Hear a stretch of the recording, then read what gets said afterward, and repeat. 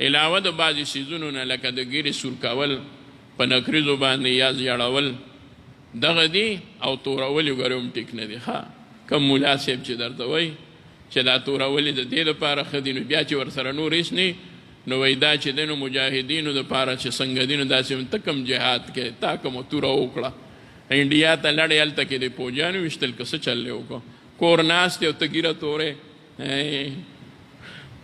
تورې د لالا وایي ډوډۍ د عبدالله وایي تورې د لالا وایي ډوډۍ د عبدالله وایي پوجان هلته لګیا دي ګیرې دی دلته توروي ګیره تورول نشته تورول په یو حال کې نه دي ښه هسې خبره ده.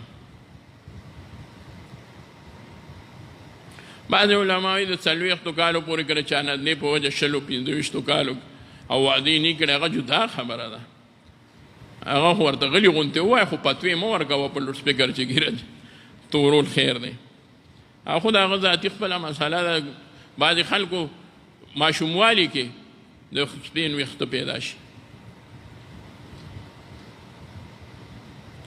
بالکل